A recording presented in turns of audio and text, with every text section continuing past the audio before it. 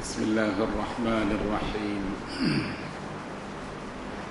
الحمد لله رب العالمين والصلاة والسلام على رسول الله الأمين نبينا محمد وعلى آله وصحبه أجمعين اللهم لا سهل إلا ما جعلته سهلا وأنت تجعل حزنا إن شئت سهلا برحمتك يا أرحم الراحمين ما شاء الله كان وما لم يشأ لم يكن ولا حول ولا قوة إلا بالله العلي العظيم أقول وبالله التوفيق.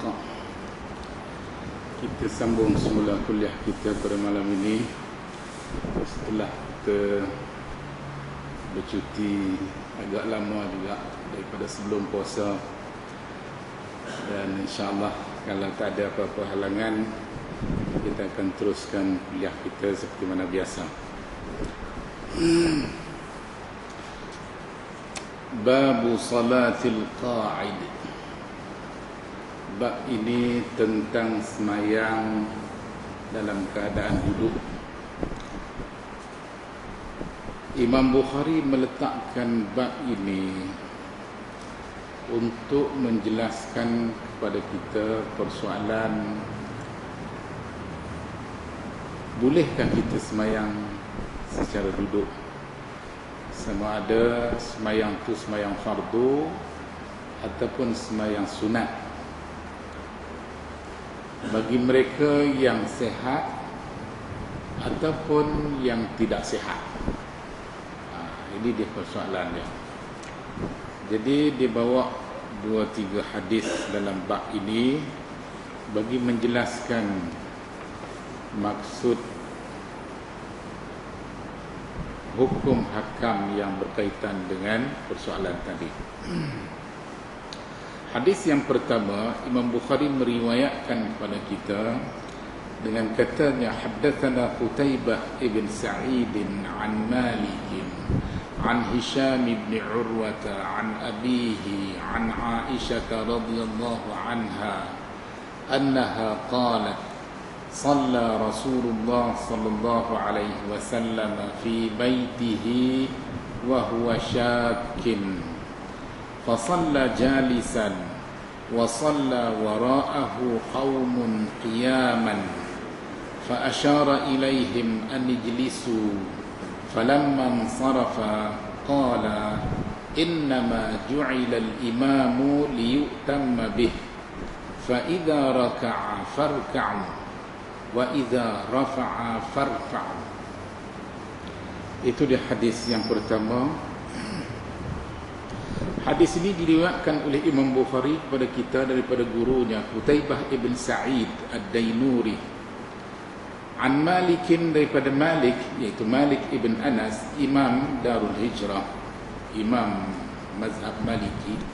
An Hisham ibn Urwah, Malik meriwayatkan hadis ini daripada Hisham ibn Urwah.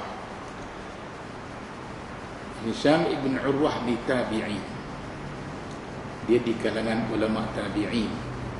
Bapa dia Urwah ibn Zubair juga tabi'in. Jadi dalam kes ni Hisham ibn Urwah meriwayatkan hadis ni daripada bapa dia, an abihi. Bapa dia adalah Urwah ibn Zubair, adik kepada Abdullah ibn Zubair. Dia tak sempat bertemu dengan Nabi, tapi dia sempat bertemu dengan ramai di kalangan sahabat-sahabat Nabi, termasuklah Aisyah. Aisyah ni mak saudara dia, mak saudara kepada Urwah ibn Zubair. Sebab ibu kepada Urwah ibn Zubair ialah Asma bintu Abi Bakr, kakak kepada Aisyah binti Abi Bakr. Dalam hadis ini atau dalam sanad hadis ini, Urwah ibn Zubair meriwayatkan hadis ini an Aisyah radhiyallahu anha, daripada Aisyah radhiyallahu anha, annaha qalat, bahawa Aisyah berkata, صلى رسول الله صلى الله عليه وسلم في بيته وهو شاك. Aisyah kata Rasulullah sallallahu alaihi wasallam semayang di rumah dia sedangkan dia sakit, Nabi tak sihat. Ada dalam riwayat yang di bawah ni ataupun hadis yang kedua, ada dinyatakan kenapa Nabi sembahyang duduk. Dia tak sihat sebab dia jatuh kuda. Nabi menunggang kuda dan dia jatuh, menyebabkan berlaku luka di rusuk dia. Baik. Jadi Aisyah mengatakan Nabi semayang di rumah dia dalam keadaan Nabi tak sihat ataupun sakit. Fa shalla jalisan, Nabi semayang dalam keadaan duduk. Maknanya kita boleh semayang duduk, boleh semayang secara duduk jika kita tidak mampu berdiri. Kalau kita mampu berdiri, tak boleh semayang duduk. Andai kata semayang yang berkenaan semayang tu semayang fardu, semayang 5 waktu, kalau kita mampu berdiri, kita tak berdiri, kita semayang duduk, semayang kita tak sah. Kita mampu berdiri, tapi kita tak semayang berdiri, kita duduk, semayang tu tak sah. Tapi kalau kita tak mampu berdiri, kita boleh semayang secara duduk berdasarkan pada hadis ni. Kerana Nabi sakit, tak mampu berdiri, Nabi semayang dalam keadaan duduk. Wa shalla wara'ahu qaumun qiyaman, dan semayang di belakang Nabi. Maknanya Nabi selaku imam, dia semayang sebagai imam, dan di belakang dia ramai makmum yang semayang di belakang Nabi dalam keadaan berdiri. Fa asyara ilaihim, Nabi dia tengah semayang, dia sebagai imam, tiba-tiba ada makmum yang semayang di belakang dia dalam keadaan berdiri. Nabi mengisyaratkan kepada mereka duduk. Anijlisu, supaya mereka duduk. Falamman sarafa, bila dah selesai, qala, Nabi bersabda, innama ju'ilal imamu liyutamma bih, sesungguhnya disyariatkan imam supaya diikuti, maknanya kalau imam tu semayang berdiri, kita makmum di belakang semayang berdiri. Dan kalau ada di kalangan kita makmum ni tak mampu nak berdiri, kita boleh duduk. Ataupun dalam apa keadaan sekalipun, sekadar yang kita mampu, kita buat, kita selaku makmum. Tapi andai kata imam yang di depan kita tadi semayang, dia tak mampu berdiri, dia duduk, berdasarkan kepada zahir hadis ni, maka kita makmum kena duduk walaupun kita mampu berdiri, jadi kenyataan Nabi dalam hadis ni, bila Nabi dah selesai semayang, Nabi kata apa? Innama ju'ilal imamu liyutamma bih, sesungguhnya imam dalam semayang tu disyariatkan supaya diikuti. Fa idza raka'a, bila imam tu rukuk, farka'u, maka kita kena rukuk. Bila imam rukuk, kita kena rukuk. Imam tak rokok lagi, kita jangan rokok. Kalau kita rokok mendahului imam, maka semayang kita tak batal. Kita masih lagi dikira makmum di belakang imam. Cuma sekali-sekala barangkali dengan sengaja, dengan tak sengaja, dengan pengetahuan, tanpa pengetahuan, kita mendahului imam. Imam tak dah nak rokok, kita dah rokok dah. Ataupun sama-sama rokok, tapi kita dulu pada imam lagi, kita mendahului imam. Bila imam sujud, kita pun sujud. Nabi kata fa idza raka'a farka'u. Kenyataan dalam hadis begini dikira sebagai hadis menafsirkan hadis. Kalau tadi Nabi kata innama ju'ilal imamu liyutamma bih, Kalau setakat tu pun dah cukup dah. Kenyataan yang sebegini setakat tu dah cukup menjawab ataupun memberi satu hukum syarak bahawa dalam soal semayang ni, jika kita semayang secara berjamaah, maka kita boleh semayang di belakang imam dan kita kena ikut imam. Kita tidak boleh mendahului imam.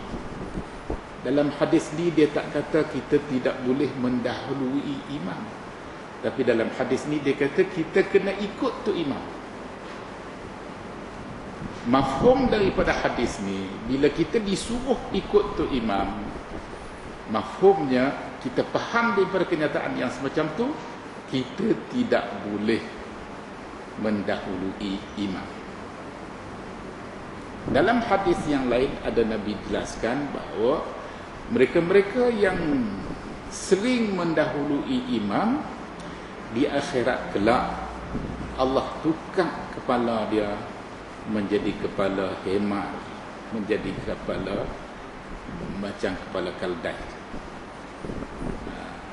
Di akhirat kelak kalau kita jumpa manusia berkepala kaldai, maka tahulah manusia yang sedemikian rupa di dunia dahulu dia sering mendahului imam. Dia sering mendahului imam. Baik. Tafsiran kepada kenyataan hadis ni, fa iza raka'a farka'u. Bila tu imam rukuk, barulah kita boleh rukuk. Wa iza rafa'a farfa'u. Bila imam bangun daripada rukuk, maka kita pun bangunlah. Kena biar dia bangun dulu, baru boleh kita bangun. Kena biar dia rukuk dulu, dia sujud dulu, baru boleh kita rukuk, kita sujud. Di hari ni kita kadang-kadang tu imam ni tua, dah berumur. Bila dah tua tu kebanyakan orang tua-tua ni uzur. Terutama sekali umur-umur kita ni, bila nak rokok tu lambat. Lambat nak sempurna rokok tadi. Walaupun kita dah mula rokok, tapi sementara nak sempurna rokok tadi lambat, ambil masa. Badan gemuk ke, ataupun memang lutut tu keras ke, ada masalah. Saraf ada masalah, itu masalah ini, penat ke, apa ke. Manakala makmum yang di belakang ni ada yang tua macam kita, ada yang sakit, ada yang uzur, dan ada yang muda sihat. Hak muda sihat ni kena jaga-jaga. Jangan potong tu imam. Jangan potong tu imam. Eloknya kita tunggu sampai dia rokok tu sempurna rokok dia, baru kita mula rokok. Begitu juga bila dia turun sujud, sampai dia sampai ke lantai, baru kita sujud. Kalau tidak, nanti kita bimbang kita potong tu imam. Kalau kita mendahului imam, maka kita akan terdedah. Ulama-ulama fiqh, ulama hadis pun mengatakan dalam kes ni hanya terpakai ataupun hadis ni hanya ditujukan kepada rukun-rukun fi'li sahaja. Maknanya rukun-rukun fi'li ni rukun-rukun perbuatan.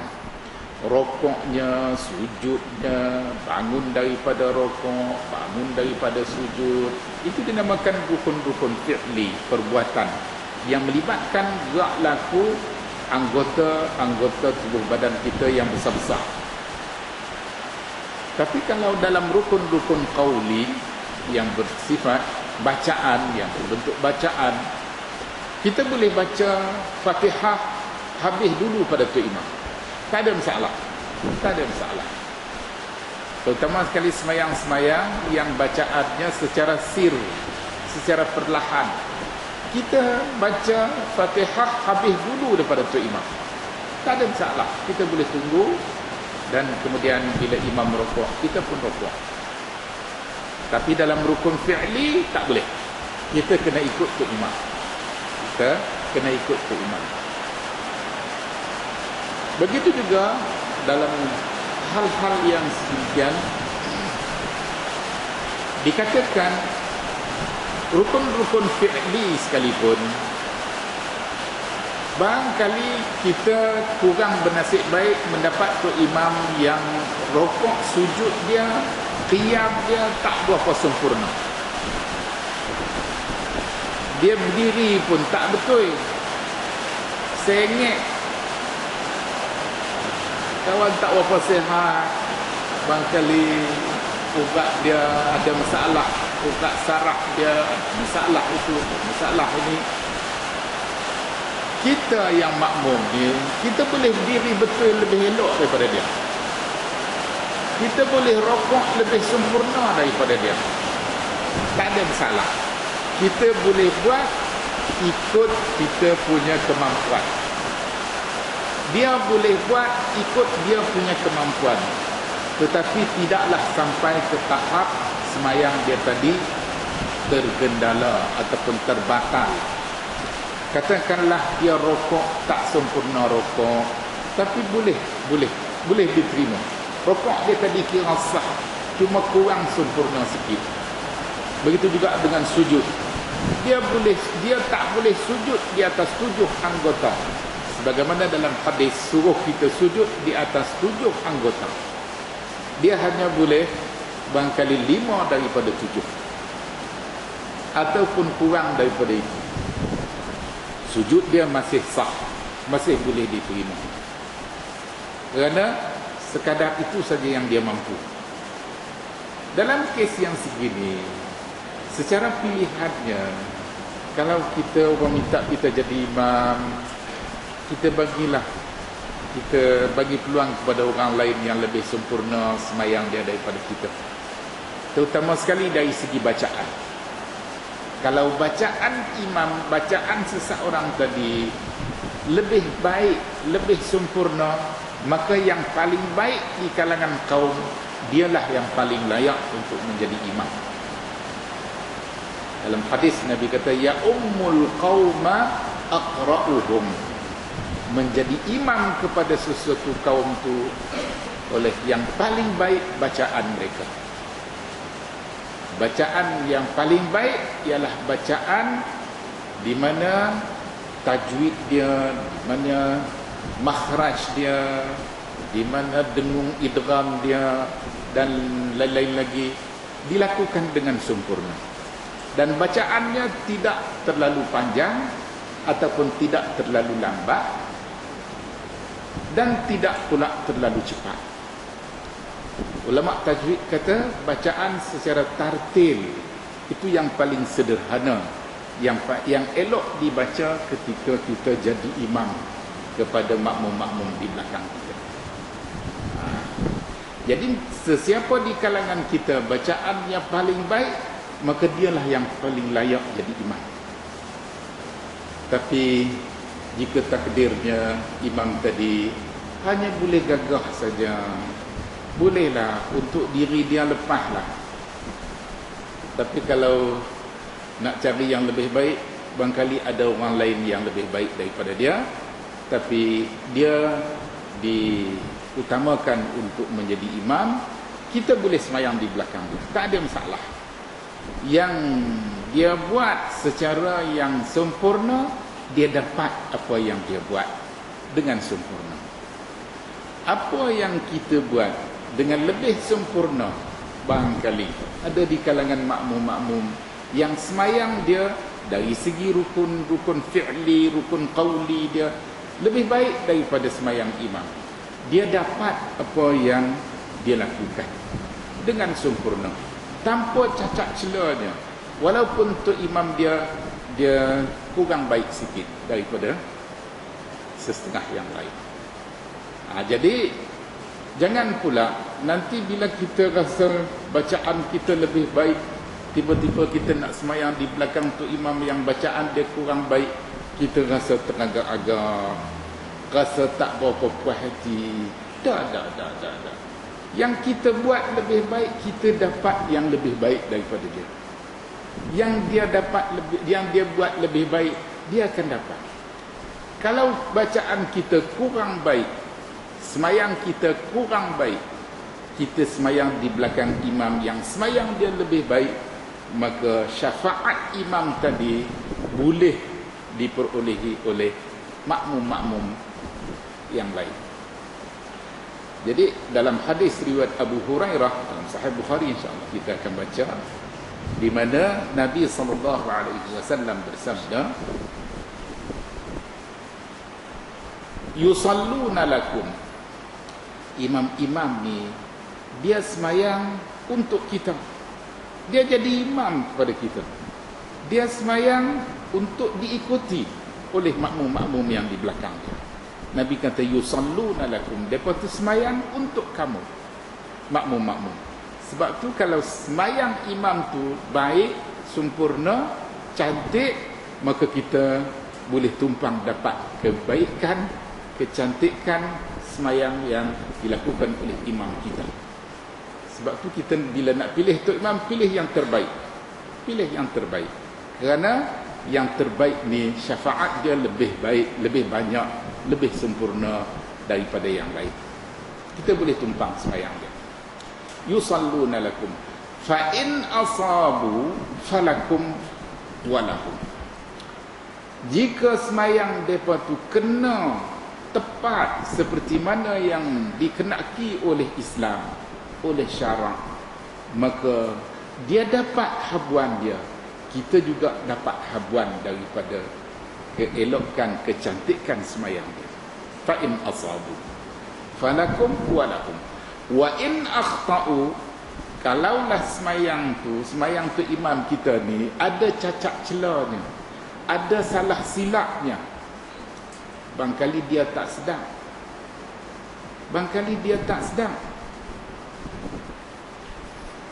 kita makmum barangkali ada yang sedar, kata semayang tu imam ni tak kenal, tapi nak tegur pun tak apa nak boleh. Ataupun kita tak tahu nak tegur. Jadi ada cacat celah, ada kekurangannya. Maka kata Nabi, wa in akhtau falakum wa alaihim. Kita makmum dapat syafaat dia kerana dia tu imam kita, tetapi salah silap dia sendiri tanggung. Kita tak kena tanggung kesilapan, kekurangan semayang tu imam. Sebaliknya kesilapan dan kekurangan tu imam tadi dia sendiri tanggung 100%. Jadi kita jangan rasa ragu, jangan rasa tak senang, tak puas di semayang di belakang mana-mana imam pun. Dalam hadis Nabi meletakkan syarat utama kita boleh semayang di belakang seseorang imam tadi, asalkan dia masih semayang menghadap kiblat yang sama dengan kiblat kita. Syarat dia mudah sangat, longgak sangat. Jadi walaupun semayang dia tadi lentang pukang, sahlah nisbah dia. Nisbah kita barangkali banyak benda yang tak kena. Kita semayang di belakang imam mazhab lain daripada mazhab kita, kita rasa semayang dia tadi banyak tak kena pada pandangan kita. Tak ada masalah, tak ada masalah. Selagi semayang dia tadi mengikut mazhab yang menjadi pegangan kepada dia, menjadi ikutan kepada dia, semayang dia tadi adalah sah, maka selama itu kita boleh semayang di belakang dia sebagai makmum. Tak ada masalah, tak ada masalah. Baik, itu apa yang dapat kita huraikan daripada hadis yang pertama, di mana Nabi SAW secara jelasnya menyatakan innama ju'ilal imamu liyutamma bih fa idza raka'a farka'u wa idza rafa'a farfa'u. Kenalah biar tu imam tu buat dulu rukun-rukun fi'li ni, biar dia buat dulu baru kita ikut buat. Jangan kita mendahului imam dalam soal rukun-rukun fi'li. Manakala rukun qauli boleh, tak ada masalah, itu tidak ada halangan. Baik, kita teruskan dengan hadis yang kedua. Hadis yang kedua, Imam Bukhari meriwayatkan pada kita dengan kata dia, haddatsana Abu Nuaim, telah menceritakan pada kami oleh Abu Nuaim, kata Imam Bukhari. Abu Nuaim ni di antara guru Imam Bukhari yang umur panjang. Umur dia panjang. Kalau mengikut pandangan ulama-ulama hadis yang datang kemudian daripada Bukhari, mereka beranggapan perawi seperti mana Abu Nuaim ni, dia termasuk dalam kelompok mu'ammarin. Apa maksud mu'ammarin? Maknanya perawi-perawi yang berumur panjang. Tuhan bagi kat dia umur panjang. Abu Nuaim itu kunyah dia. Nama dia Al-Fadl ibn Dukain. Kita boleh jumpa hadis-hadis riwayat Imam Bukhari daripada Abu Nuaim ni. Ada sebahagian daripadanya Bukhari ambil langsung daripada Abu Nuaim. Dia sempat bertemu dan sempat menerima beberapa hadis daripada Abu Nuaim secara langsung. Ada ketikanya kita dapati Imam Bukhari meriwayatkan hadis-hadis melalui murid-murid Abu Nuaim daripada Abu Nuaim. Maknanya ada hadis-hadis yang dia tak sempat menerima langsung daripada Abu Nuaim, tetapi dia hanya dapat menerima hadis-hadis yang berkenaan melalui murid-murid kepada Abu Nuaim, dan ini berlaku setelah Abu Nuaim meninggal dunia. Baik. Qala, berkata Abu Nuaim, haddatsana Ibn Uyainah, telah menceritakan kepada kami oleh Ibn Uyainah. Ibn Uyainah ni nama dia Sufyan. Sufyan Ibn Uyainah ni dia menetap di Mekah. Dia menjadi imam kepada penduduk-penduduk di Mekah di zaman dia, dan dia sempat bertemu dengan Imam Asy-Syafi'i. Dia rakan sebaya Imam Asy-Syafi'i. Sebab itulah dikatakan hadis-hadis yang diriwayatkan oleh Imam Bukhari daripada Sufyan ibn Uyainah ni, ini kebanyakannya hadis ini juga dimiliki oleh Imam Asy-Syafi'i. Itu makanya Imam Bukhari meriwayatkan melalui sanad Sufyan ibn Uyainah. Dia tidak meriwayatkan melalui Imam Asy-Syafi'i. Dan ini memberi ruang ataupun memberi modal kepada pengikut-pengikut mazhab Hanafi untuk menuduh bahawa Imam Asy-Syafi'i ini pada pandangan Imam Bukhari kononnya dia bukanlah di kalangan ulama hadis. Sebab tu Imam Bukhari tidak meriwayatkan walaupun satu hadis dalam kitab Sahih Bukhari ini melalui sanad Imam Asy-Syafi'i. Sebaliknya Imam Bukhari lebih kepada meriwayatkan hadis-hadis yang berkenaan melalui rakan-rakan Imam Asy-Syafi'i, termasuk Sufyan ibn Uyainah. Sufyan ibn Uyainah ni dia dianggap sebagai imam kepada penduduk-penduduk Mekah pada zaman dia, sehingga Imam Malik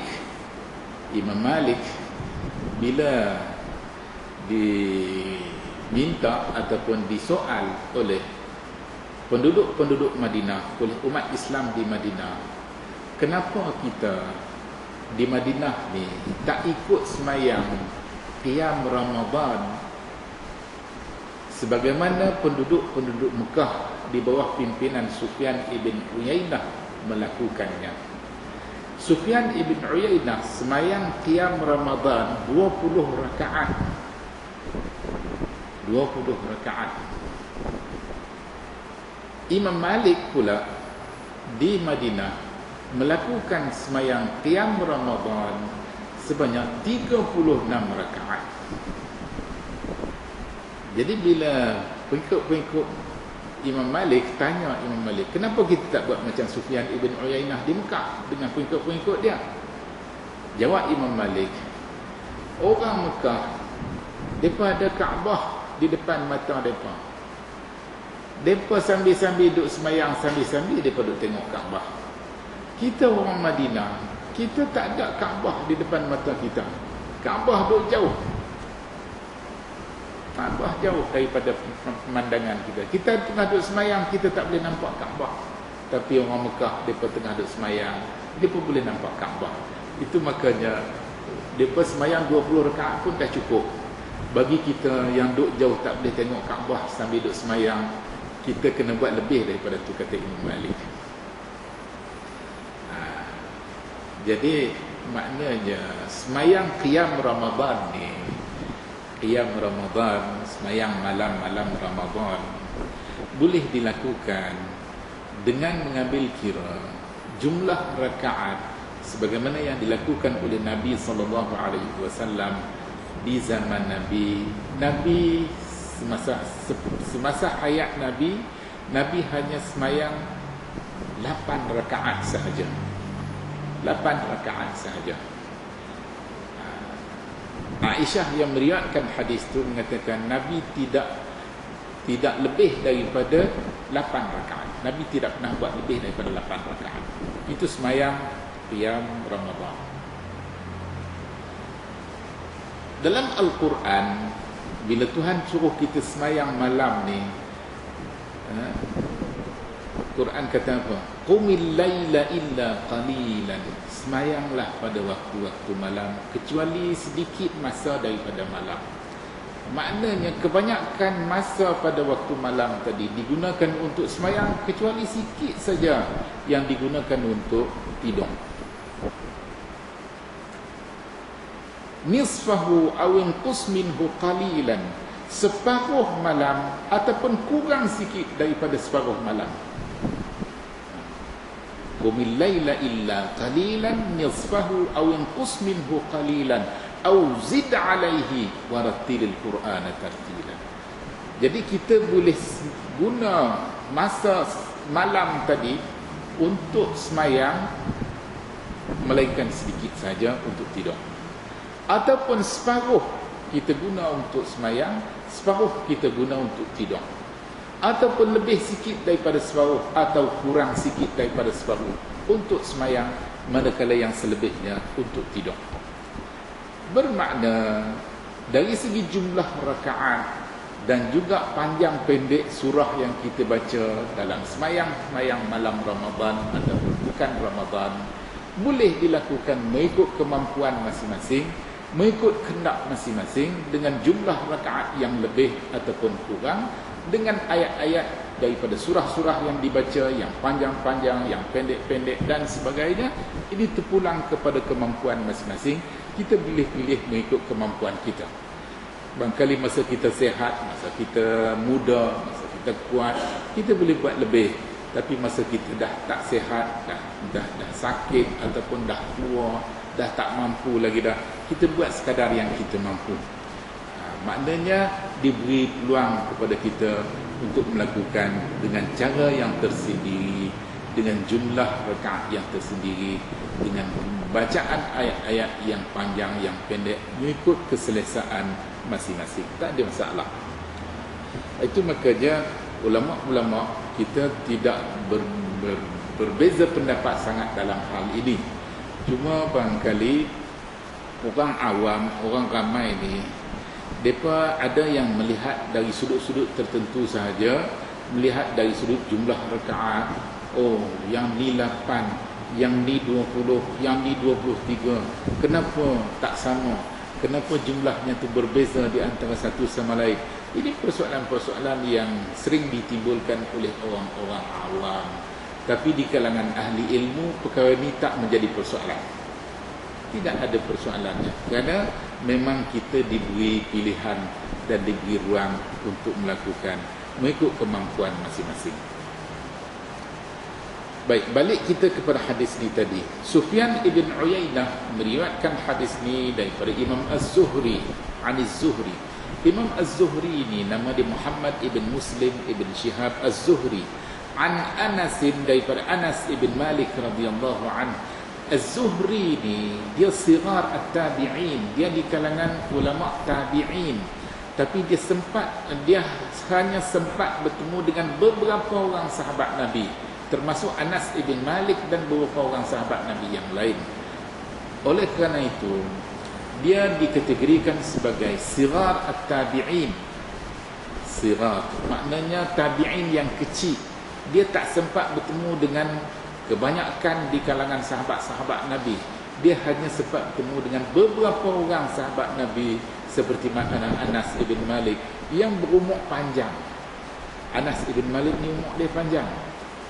Anak cucu cicit dia ramai, berkat doa Nabi kepada dia supaya dia dikurniakan dengan anak cucu yang ramai, sehingga kata Anas, dia tak dapat nak hitung berapa ramai anak-anak dia, berapa ramai anak cucu dia. Dia sempat melihat cucu cicit dia yang meninggal dunia sebelum dia, berpuluh-puluh kata dia. Anak cucu cicit dia yang mati sebelum dia berpuluh-puluh. Yang hidup pun dia tak sempat nak hitung berapa ramai anak-anak dia. Sehingga dikatakan hampir 100 orang anak dia, dan cucu dia lebih daripada itu, cicit pun ramai. Sehinggalah dia meninggal dunia. Dikatakan anak cucu Anas ni ramai sangat. Wallahu alam. Itu di antara keberkatan doa Nabi kepada Anas, supaya Allah kurniakan kepada dia 3 perkara. Pertama sekali, Nabi doa supaya Tuhan murahkan rezeki dia, supaya Tuhan banyakkan anak pinak dia, supaya Tuhan bagi balasan syurga kepada dia, kerana budi dia ataupun jasa baik dia bantu Nabi dalam masa aman damai, dalam masa darurat, dalam masa perang, dalam masa keadaan yang tidak aman dan sebagainya. Masa-masa tertentu, masa-masa biasa, masa-masa yang khusus. Sehingga bila Nabi nak qada hajat, maka Anas di antara orang yang diberi peluang untuk menjadi pengadang. Kata Anas, aku bawa ayak Nabi nak basuh, nak menyucikan najis dia. Anas bawa ayak. Dan bila sampai ke Nabi diserahkan air itu kepada Nabi, dan kata Anas, aku membelakangkan Nabi. Dia jadi pengadang, lindung Nabi daripada pemandangan umum. Bila Nabi qada hajat dia, setiap kali Nabi qada hajat, kata Anas ibn Malik, di mana bumi akan telan. Bumi akan telan. Sebab itulah kencing Nabi ke, taik Nabi ke, bumi telan. Bumi telan. Kalau tidak, maka ramailah yang nak ambil kesempatan untuk telan najis-najis Nabi itu. Tapi ini tidak dibenarkan. Allah tak izin. Sebab tu bumi akan telan semua benda. Anas yang paling rapat dengan Nabi tak pernah tengok najis Nabi. Tak pernah sempat boleh tengok, walaupun sikit tak boleh tengok. Hilang, ditelan oleh bumi. Allahu a'lam. Ini kehendak Tuhan. Baik, balik kita kepada sanad hadis ni. Imam Az-Zuhri meriwayatkan hadis ni, kata dia, an Anas radhiyallahu anhu, daripada Anas ibn Malik radhiyallahu anhu qala, berkata Anas, saqata Rasulullah sallallahu alaihi wasallam min farasin. Kata Anas, Rasulullah sallallahu alaihi wasallam pernah jatuh daripada tunggangan kuda. Dia naik kuda. Fa khudisha au fajuhisha shiqquhul ayman, maka terluka rusuk Nabi yang kanan. Rusuk sebelah kanan ni terluka. Tak patah tulang, tapi dia terluka. Barangkali disebabkan oleh jatuh daripada belakang kuda tadi, menyebabkan terluka sikit. Fadakhalna alaihi, kata Anas, kami datang, na'uduhu, kami datang untuk menziarahi Nabi, ziarah orang sakit. Fahabaratis salah, sampai masuk waktu semayang. Fasalla qa'idan, Nabi pun semayang dalam keadaan duduk. Fasallaina qu'udan, kami pun, kata Anas, semayang secara duduk. Wa qala, Nabi bersabda, innama ju'ilal imamu liyutamma bih, sesungguhnya disyariatkan imam dalam semayang ni supaya diikuti dengannya. Fa idza kabbara fakabbiru, bila tu imam takbir maka makmum boleh takbir. Ulama fiqh kata tu imam dia takbir yang pertama itu dikira sebagai takbiratul ihram, nak masuk semayang. Bila tu imam takbir yang pertama ni kena sempurna takbir dia dulu. Dia kena, bila kita kena tunggu dia habis Allahu Akbar, selagi tak bunyi bar jangan kita mula. Kita tak boleh mula.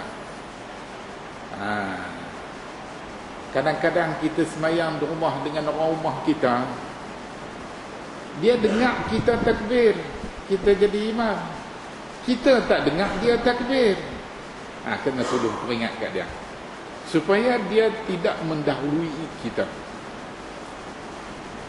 Tu imam bila dia mula kata Allah, boleh jadi takbir tu jadi boleh jadi takbir tu tak jadi. Berapa banyak tu imam bila dia takbir Allah tak jadi. Nanti dulu Allah lagi sekali. Yang kena penyakit was-was ni, yang tak kena penyakit was-was pun kadang-kadang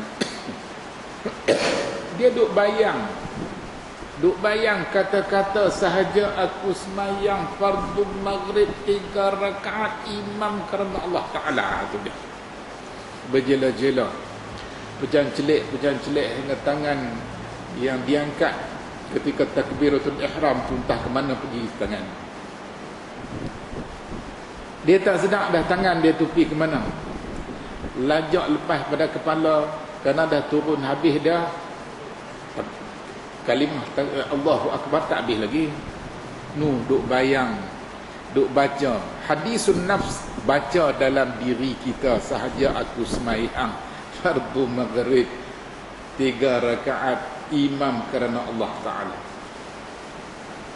Ulama fiqh pula dalam kitab-kitab Jawi kita dia kata apa, takbir tu kena ada dalam masa kita kata Allahu Akbar tu, kena ada qasa' ta'rab ta'yin.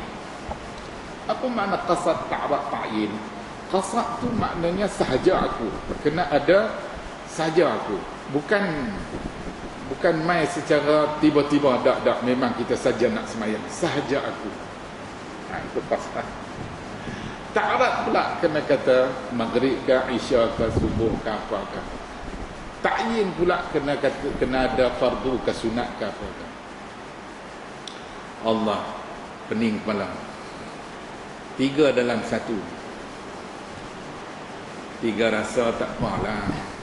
Yang tu kita nak masak ikan sekak 3 rasa tak apa, tapi ni nak buat takbiratul ihram 3 dalam 1 ni. Itu yang ramai kena penyakit was-was. Duk takbir Allah dapat 2, 1 lagi terlepas. Allah dapat hak akhir, hak awal terlepas. Dapat hak awal, hak akhir terlepas. Berkali-kali. Lama-lama jadi satu masalah besar. Mula tu sekadar tak berapa puas hati, nak bagi puas hati. Akhirnya yang dia rasa puas hati tu yang paling huduh sekali. Hak pertama tu yang paling baik sekali, yang paling cantik sekali. Tapi dia tak pakai hak yang pertama, dia pakai hak yang kedua, dia pakai hak yang ketiga, yang keempat, sampai yang ke-10 tu ada. Akhir sekali kalau dia makmum pun tu imam nak rokok dia dah. Bila dah nak rokok, dia pun rasa kalang kabut, maka tak apa-apa jadi pun kira jadi je lah. Kira jadi. Tu yang kata hak kemudian sekali tu hak huduh sekali. Hak yang paling baik hak sebelum tu. Jadi syaitan ni mengambil kesempatan untuk menimbulkan rasa keraguan, rasa was-was kita tu semakin lama, semakin banyak, semakin panjang, Semakin lama masa kita ambil, kadang-kadang tu sampai kena berhenti dulu, start lain dan macam-macam cerita. Alhamdulillah. Anda duk perhati tengok, barangkali salah satu puncanya tadi, bila dia mengaji, Tok Guru kata tiga dalam satu, qasad, ta'rad, ta'yin. Tak ada salah satu ni tak sah takbir dia. Bila tak sah takbir, tak sah semayang. Bila tak sah semayang, macam tak semayang. Habis nak buat bagaimana? Ya tak ya, kena buat juga. Jadi buat juga tu, itu yang jadi masalah. Jadi apapun takbiratul ihram tadi, bila imam mula takbir, kita jangan takbir lagi sampailah dia kata bar, Allahu Akbar. Habis baru kita mula takbir. Selagi dia tak kata Allahu Akbar, tak bunyi bar, maka dia belum selesai, belum jadi lagi, belum dikira dia telah masuk dalam semayang. Habis kita nak ikut dia macam mana? Dia tak start lagi, kita start dulu, dia baru start, mana boleh. Dia kena start dulu, baru kita start, baru kita boleh jadi pengikut makmum kepada imam yang berkenaan. Jadi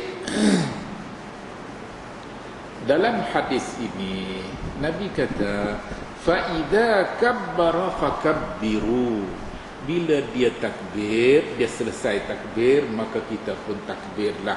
Wa idza raka'a farka'u. Bila dia rokok, kita pun rokoklah. Wa idza rafa'a farfa'u. Bila dia bangun daripada rokok ataupun bangun daripada sujud, maka kita pun bangunlah. Wa idza qala sami'allahu liman hamidah. Bila dia kata sami'allahu liman hamidah, faqulu rabbana walakal hamdu. Maka katakanlah kita makmum ni, kata apa? Rabbana walakal hamdu. Kita ada beberapa pilihan. Bila tu imam kita kata sami'allahu liman hamidah, kita boleh kata sami'allahu liman hamidah,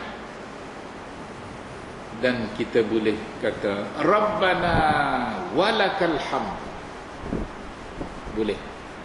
Ataupun kita tak kata sami'allahu liman hamidah, kita hanya kata Rabbana lakal hamdu, tak ada waw, Rabbana lakal hamdu, boleh. Rabbana walakal hamdu, sebagaimana riwayat yang kita baca pada malam ni, dengan tambahan waw, Rabbana walakal hamdu. Waw tu waw istinaf, tak ada makna. Dia maksud dia tak lari daripada sama ada disebut waw maupun tanpa waw. Rabbana lakal hamdu tanpa waw, Rabbana walakal hamdu, dari segi makna dan maksud sama, tak ada beza. Dan dalam riwayat juga yang sahih dikatakan, boleh kita kata bila tu imam kata sami'allahu liman hamidah, kita kata apa? Allahumma rabbana walakal hamdu hamdan kathiran tayyiban mubarakan fi. Boleh, boleh. Itu bergantunglah kepada kemampuan masing-masing. Pada ketika itu, barangkali kita teringat, barangkali kita lupa, barangkali kemampuan kita terhad sangat, penat, rokok, kemudian bangun balik, hanya mampu Allahumma rabbana walakal hamdu, boleh, boleh. Rabbana walakal hamdu, boleh, tak ada masalah. Beberapa pilihan, boleh dilakukan. Dari segi makna dan maksudnya, yang ringkasnya dikatakan, ya Tuhan kami, bagi engkaulah puji-pujian ataupun puji-pujian. Kita memuji-muji Allah Subhanahu wa taala setiap kali kita dalam semayang, kita baca Fatihah, kita puja, kita puji Allah Subhanahu wa taala. Kemudian bila kita rokok, imam kita kata sami'allahu liman hamidah, Allah mendengar puji-pujian hamba-Nya. Kemudian kita jawab pula, Rabbana walakal hamdu, ya Tuhan kami, bagimulah puji-pujian, bagimulah puji.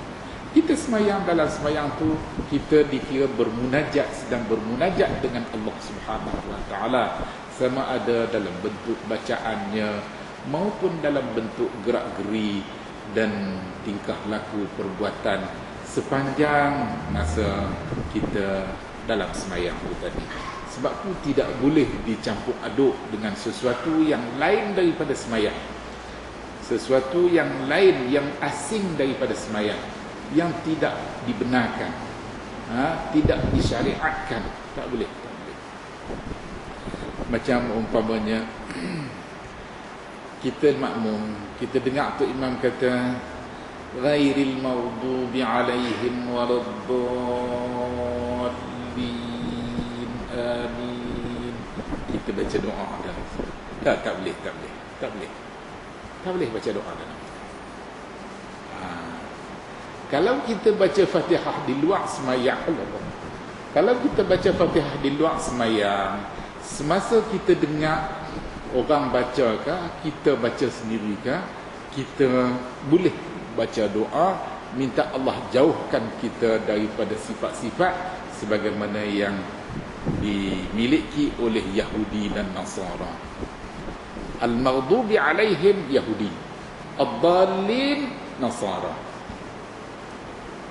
Jadi bila kita baca ataupun kita dengar orang lain baca, kita berdoa kepada Allah supaya kita dijauhi daripada perangai-perangai puak-puak yang macam ni, puak Yahudi maupun puak Nasara. Ini boleh baca doa tu sekiranya kita di luar semayang. Tapi kalau kita dalam semayang, tak boleh. Selaku tu imam pun tak boleh, selaku makmum pun tak boleh. Kalau kita baca juga, semayang kita mungkin batal. Dalam hadis Nabi kata, semayang ni la yasluhu fiha kalamun nas, tak boleh dicampur aduk dengan cakap-cakap manusia biasa, tak boleh.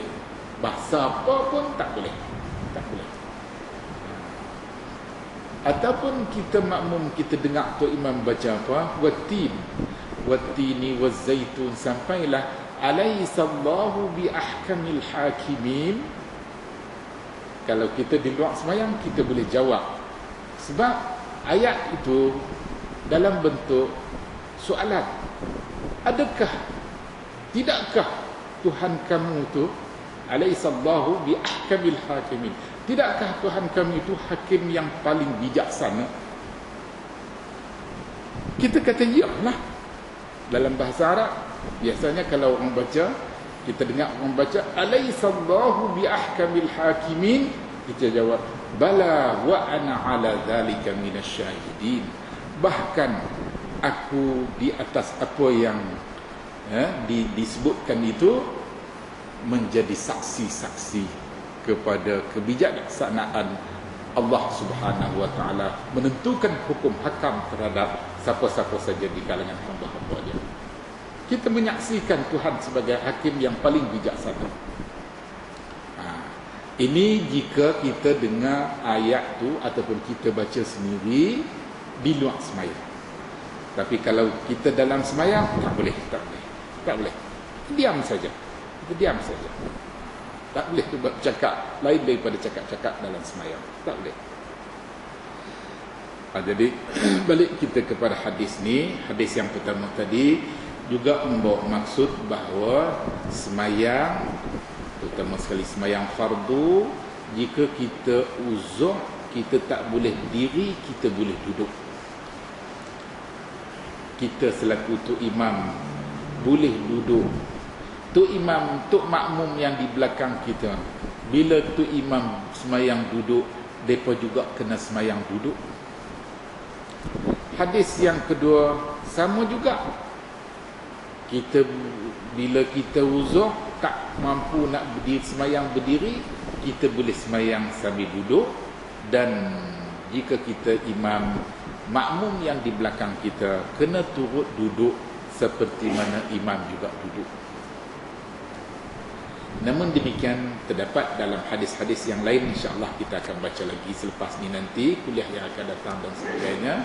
Kita akan dapati ada hadis yang berlaku di akhir-akhir hayat Nabi, di mana jika imam tadi keuzuran tak mampu nak semayang berdiri, makmum yang di belakang tadi sehat-sehat boleh semayang berdiri, maka mereka boleh semayang berdiri. Ini di antara hukum hakam syarak yang telah berlaku di peringkat awal buat seketika dan kemudiannya dimansuhkan dengan hadis-hadis yang terkemudian mengandungi hukum hakam yang bertentangan dengan hukum hakam awal tadi. Dengan yang demikian, yang terkini memansuhkan yang terdahulu. Jadi syariat berkaitan dengan kes ni hanya terpakai pada hukum yang terkini. Bermakna kalau tu imam kita tak mampu sembahyang berdiri, dia masih boleh jadi imam dan dia sembahyang secara yang dia mampu, dia duduk. Kita yang di belakang selaku makmum boleh sembahyang berdiri walaupun tu imam kita sembahyang secara duduk. InsyaAllah kita akan baca hadis-hadis itu nanti di kemudian nanti. Jadi setakat itulah barangkali kuliah kita pada malam ini. InsyaAllah bersambung lagi pada kali yang akan datang. Hadis yang berikutnya, Haddatsana Ishaq ibn Mansur, wallahu a'lam. Sini ada beberapa soalan.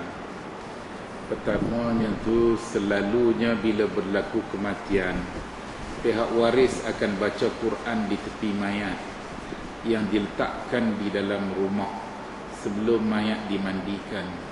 Ada yang sanggup mengupah orang.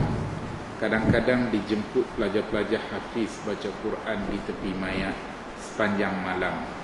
Katanya tak elok kalau biar mayat tak berteman di sepanjang malam atau siang. Soalannya, bagaimana Islam mengajar kita tentang perkara ini? Salahkah kalau tidak dibaca Quran di sebelah mayat? Atau apakah amalan yang baik untuk ahli rumah lakukan ketika mayat berada di dalam rumah? Masalah mayat ni, pertama sekali bila kita ada mayat, maknanya orang tu sudah disahkan mati, dia dikira mayat lah. Bila kita ada mayat, kita dikenaki supaya menyegerakan urusan jenazah seberapa cepat yang boleh. Kerana pernah berlaku mayat di zaman Nabi mati pada waktu malam. Dan kita bayangkanlah pada ketika itu belum ada elektrik, cahaya macam kita bercahaya terang macam kita sekarang ni. Dalam pada itu pun telah dikebumikan pada malam yang berkenaan. Maknanya segera mengurus jenazah ni salah satu daripada tuntutan syarak kepada kita. Kebetulan mayat tu mayat Tok Siap masjid. Mayat Tok Siap masjid Nabi, perempuan. Warna kulit dia agak gelap. Sahabat-sahabat Nabi ni rasa orang ni tak penting. Mereka rasa orang ni taklah penting sangat. Jadi tak payahlah bagi tahu kat Nabi. Padahal rumah Nabi di serambi masjid tu saja, bukannya jauh pun. Tapi mereka urus senyap-senyap kebumikan mayat tu tadi tanpa pengetahuan Nabi. Bila Nabi dah bangun subuh pagi besok, nak Nabi semayang subuh, Nabi tak nampak kelibat wanita ni. Tok Siap ni Nabi tak nampak. Nabi tanya, apa dah jadi pada wanita ni? Mereka kata, mati dah semalam. Dan kami segan nak maklumkan kepada Nabi. Akhirnya kami kebumikan dengan segera. Nabi tak bantah pengkebumian secara yang begitu cepat. Tetapi Nabi minta ditunjukkan di mana kubur dia. Lalu diisyaratkan kepada Nabi kubur si fulan di sekian-sekian tempat. Nabi pergi ke Baqi' dan Nabi semayang baik terhadap wanita yang berkenaan. Kalaulah pengkebumian secara segera tu tadi tak boleh, Nabi akan bantah. Nabi akan bantah. Jadi tanpa bantahan Nabi bermakna urusan tu betul. Urusan tu betul. Dan banyak lagi kes-kes yang lain, bila berlaku kematian maka telah disegerakan. Termasuklah anak Nabi sendiri, iaitu Ibrahim.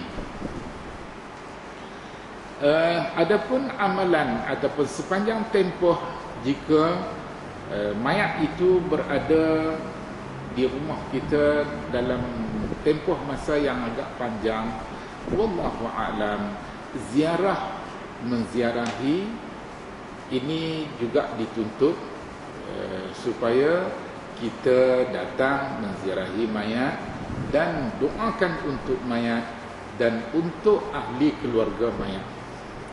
Ahli keluarga mayat itu tadi. Ini sekurang-kurangnya ungkapan yang disebut azzamallahu ajrak. Azzamallahu ajrak. Maknanya kita minta Allah besarkan ganjaran kesabaran ahli keluarga si mati tadi disebabkan oleh musibah yang menimpa mereka, ahli keluarga mereka meninggal dunia. Jadi kematian ni menjadi satu musibah yang mengejut.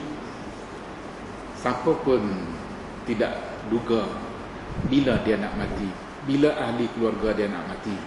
Bila berlaku kematian di kalangan ahli keluarga, habis semua pakat terkejut. Kita sekampung habis pakat terkejut bila ada berlaku kes kematian di kampung kita, di kalangan kaum keluarga, sahabat andai kita.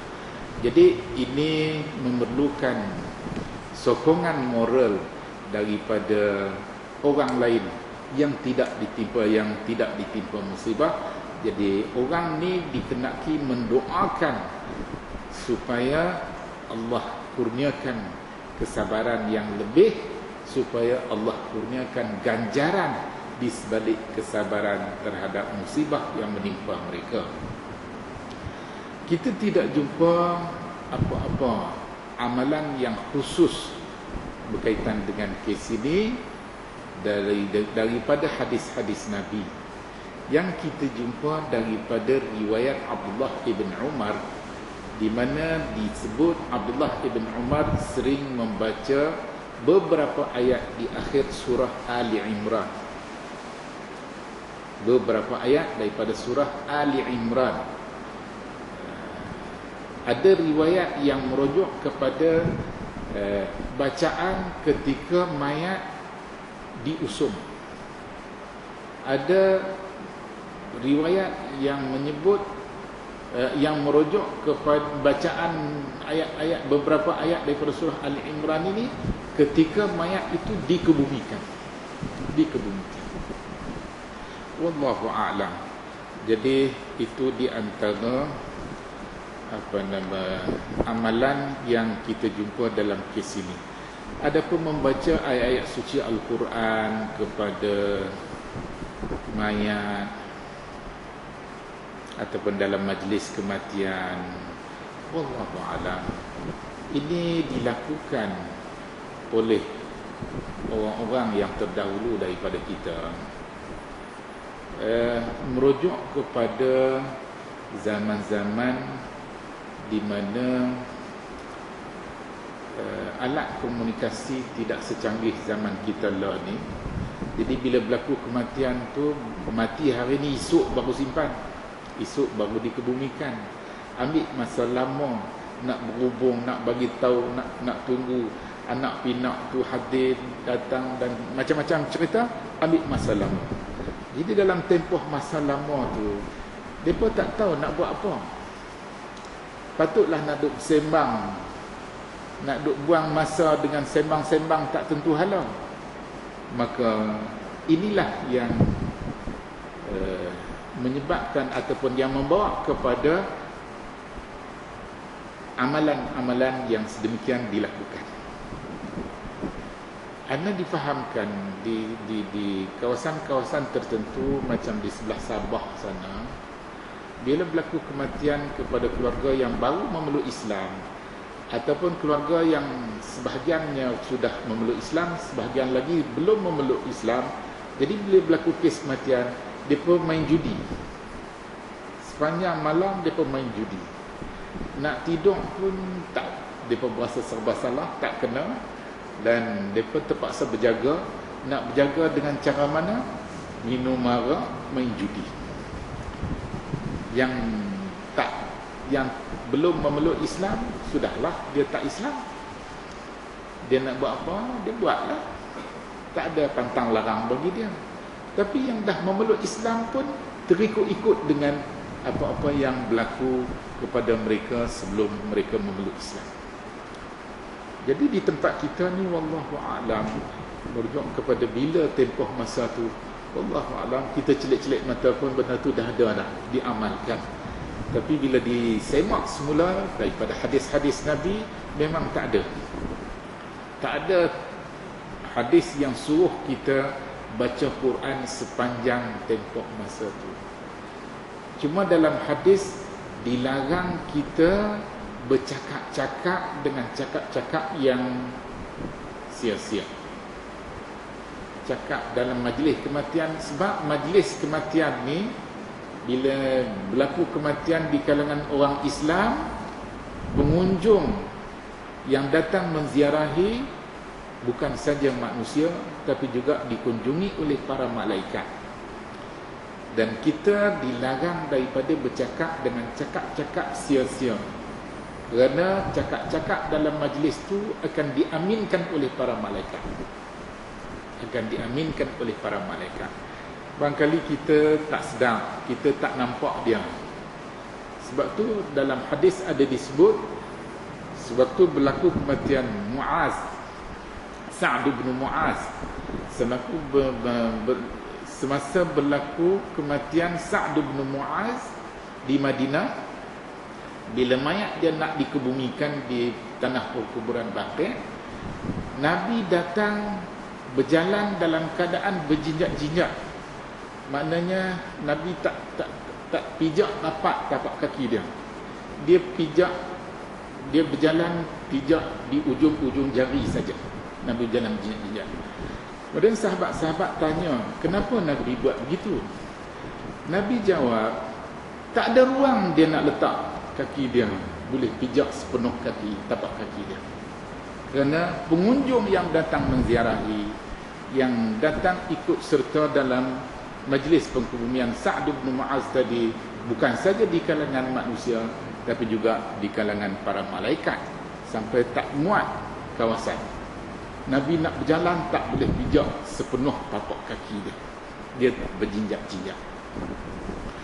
Jadi kita tak tahu majlis kematian sahabat kita yang baru meninggal ni, siapa yang turut hadir selain daripada manusia yang sahabat anda yang kita kenal, yang kita tak kenal.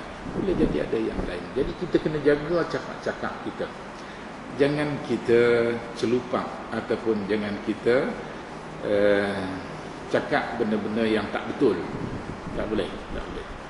Kita banyakkan berdoa supaya Allah ampunkan salah silap dia, supaya Allah besarkan ganjaran pahala untuk dia, supaya Allah ringankan azab kubur dia, supaya Allah masukkan dia ke dalam syurga.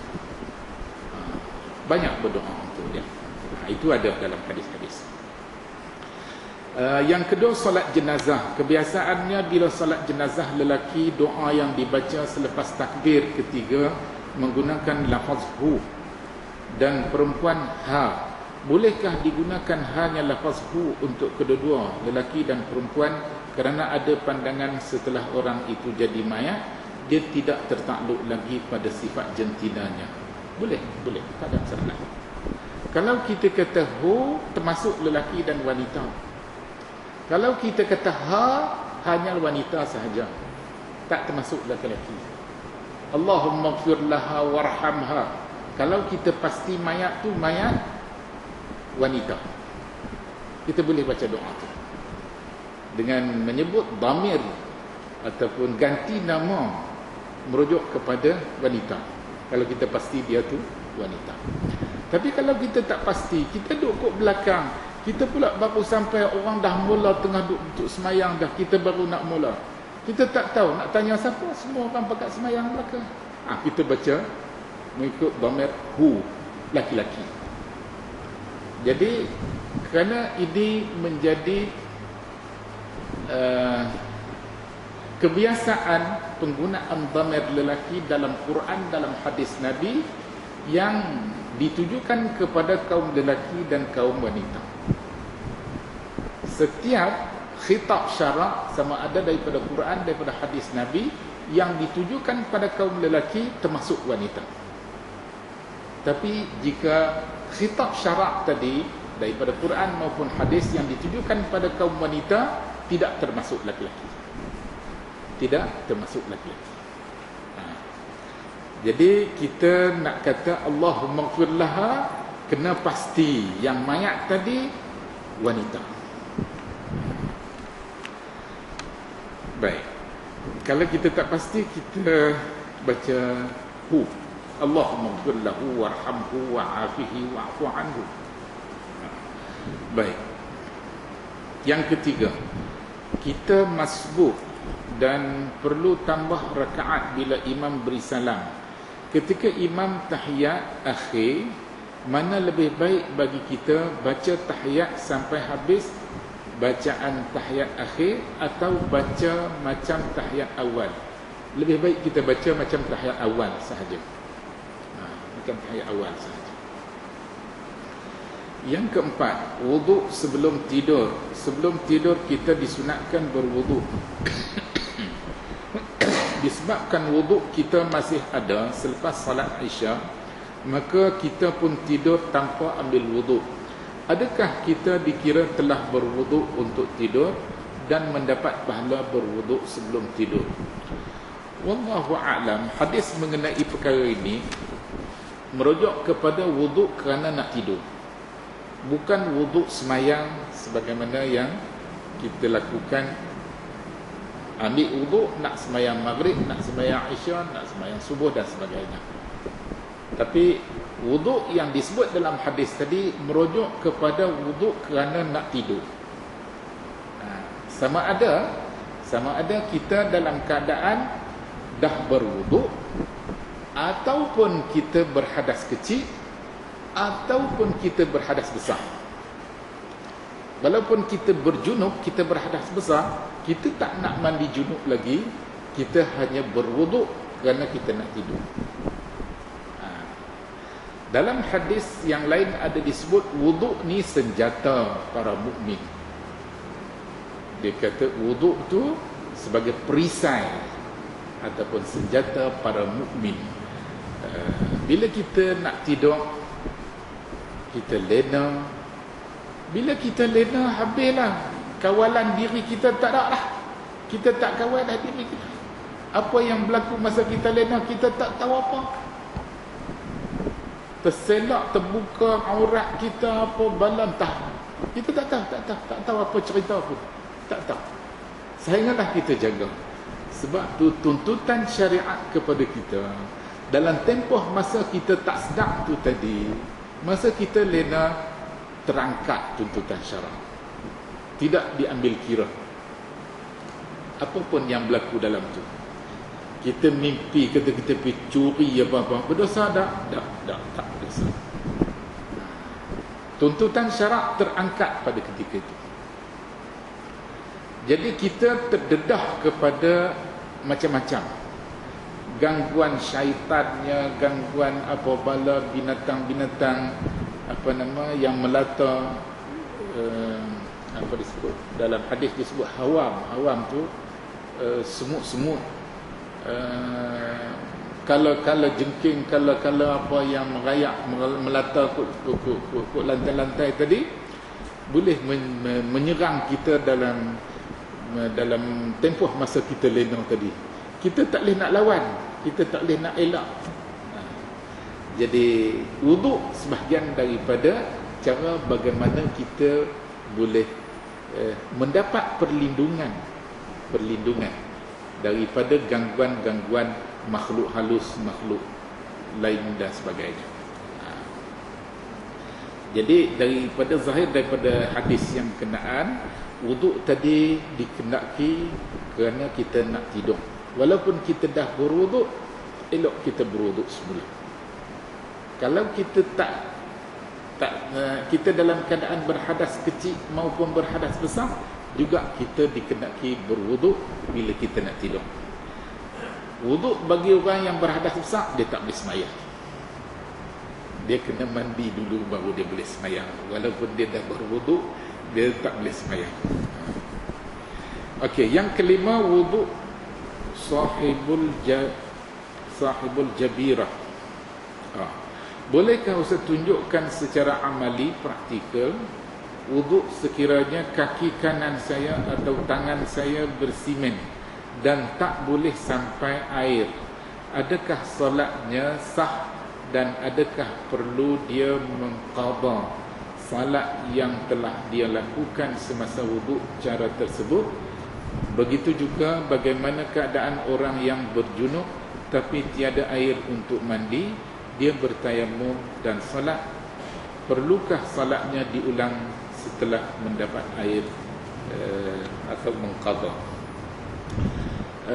Sahibul al-jabirah, yang di kes di mana anggota wuduk kita tidak boleh kena air, tak boleh kena air, mungkin luka ke, mungkin apa-apa ke, melecur dan macam-macam lagi lah, keadaan yang tidak mengizinkan kita basuh, kita kenakan air.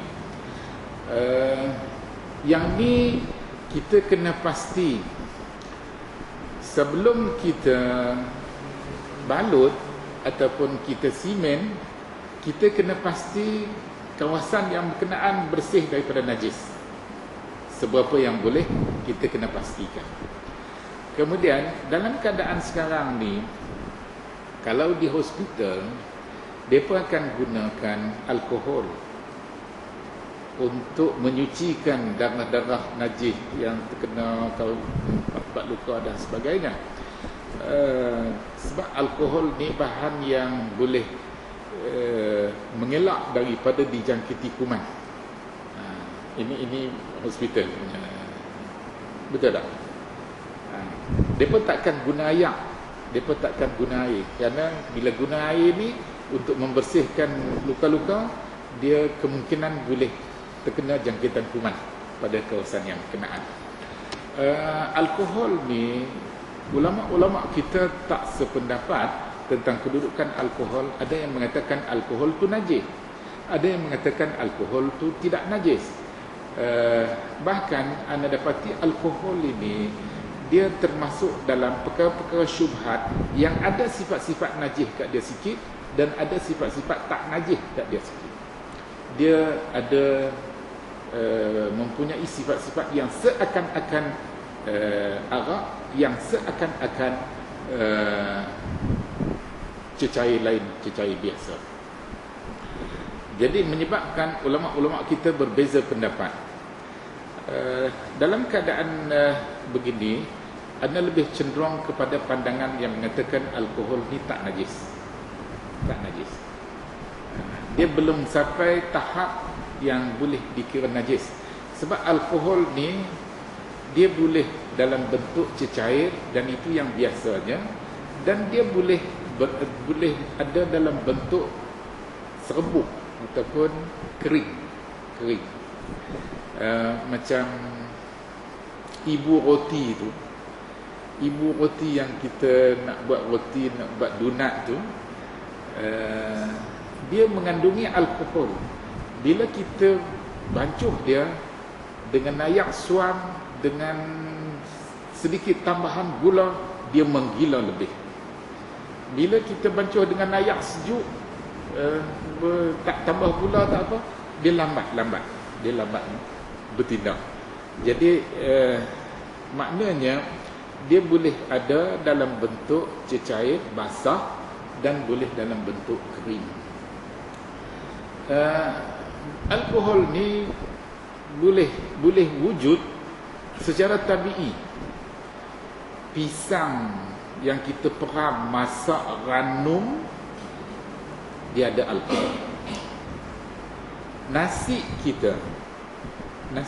kita buat tapai, dia jadi alkohol. Jadi macam-macam. Apa nama dia panggil apa? Dalam hadis disebut nabiz. Nabiz ni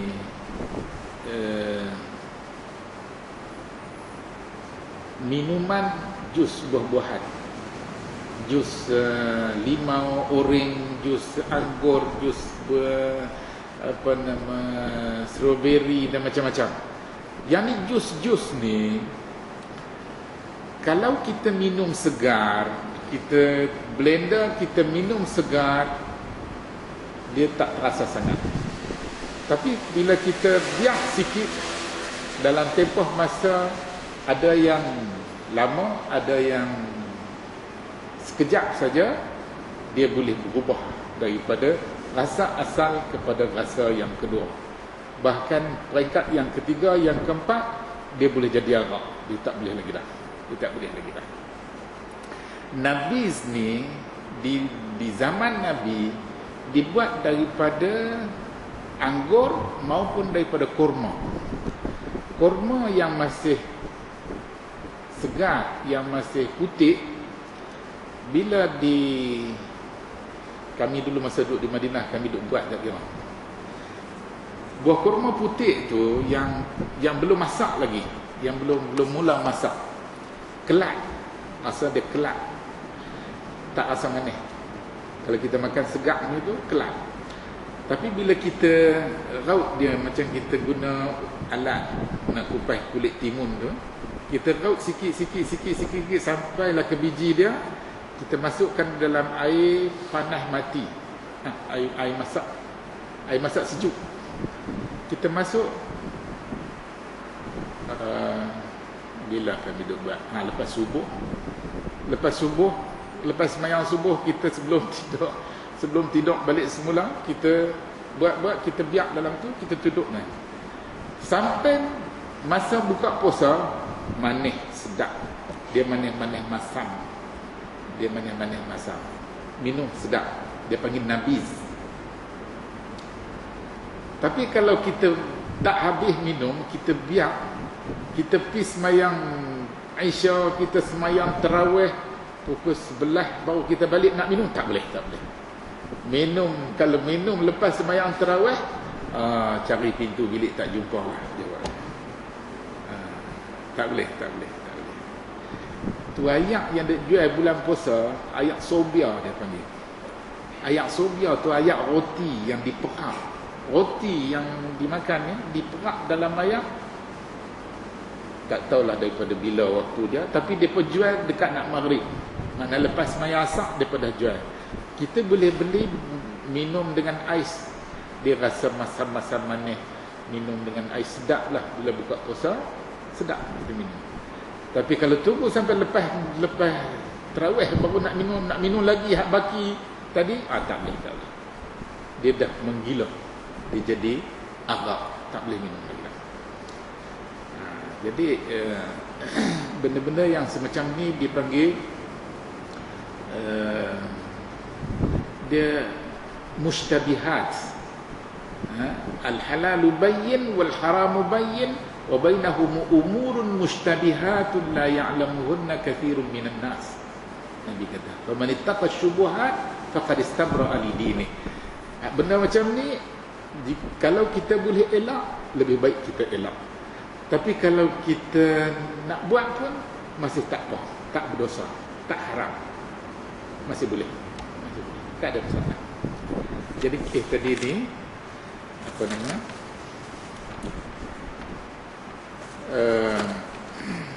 Wuduk bagi kes luka ni tadi, kita kena cuci dulu. Lepas tu bila kita cuci, kita balut. Ataupun nak simen, kita simen lah. Kemudian selepas tu bila kita ambil wuduk, kita basahkan tangan kita dengan air yang bersih, yang suci. Kemudian kita sapu je ke atas balutan, atas semen tu tadi. di sepanjang anggota. Kalau separuh-separuh lah, kalau semua lah. Manakala yang baki, yang tak terbalut, yang tak semen, yang tu kena basuh. Yang tu kena basuh. Jadi yang tak boleh kena air tu saja yang kita perlu basahkan tangan dan sapu di atas tu sekali lalu, 2 kali lalu pun ya boleh. Tak kira lah anggota badan kita yang mana, kaki ke, tangan ke, sama sajalah. Kemudian bila kita buat begitu, kita semayang dengan wuduk yang sedemikian rupa, tak perlu qada balik semula. Tak perlu. Kita semayang teruslah. Dan lepas semayang kita banyak beristighfar macam biasalah. Hak semayang yang kita buat hari-hari ni pun kita tak tahu cacat celanya tu, kekurangan kelebihan, kekurangan dan sebagainya tu kita bukan tahu sangat. Ada benda yang kita tak sedar, ada benda kita tak sedar. Kita semayang, kita tak tahu apa. Kita serah bulat-bulat kepada Allah Subhanahu Wa Taala, banyak beristighfar, banyak berdoa semoga Allah terima ibadat kita walaupun ada cacat celah. Ada sebahagiannya kita tahu, ada sebahagiannya kita tak tahu. Kemudian bagaimana keadaan orang yang berjunub tapi tiada air untuk mandi? Orang yang berjunub tak ada air, dia kena tayamum. Dia bertayamum dan salat. Perlukah salatnya diulang setelah mendapat air? Ini kalaulah keadaannya tu berlaku waktu masih ada. Katakanlah kita tak ada air, kita tayamum, kita semayang zuhur. Sebelum waktu zuhur habis, kita dapat air. Kita kena semayang, kita kena mandi dan kita kena semayang. Tapi kalau waktunya tu sudah tidak ada lagi, ataupun baki waktunya tu sikit sangat, tak cukup untuk kita mandi dan semayang, maka wallahu alam, ulama-ulama kita kata tak payah lagi dah.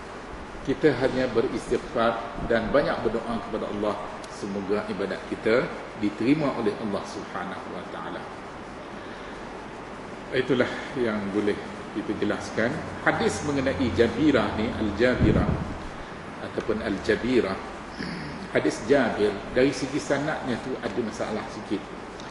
Tapi ulama-ulama hadis kata tak ada hadis lain kecuali hadis itu sahaja dalam fikih. Maka dengan yang demikian, ramai di kalangan ulama-ulama hadis cenderung kepada beramal dengan hadis ini walaupun terdapat sedikit masalah pada sanad dia, pada sanad hadis ini. Wallahu a'lam. Boleh kena?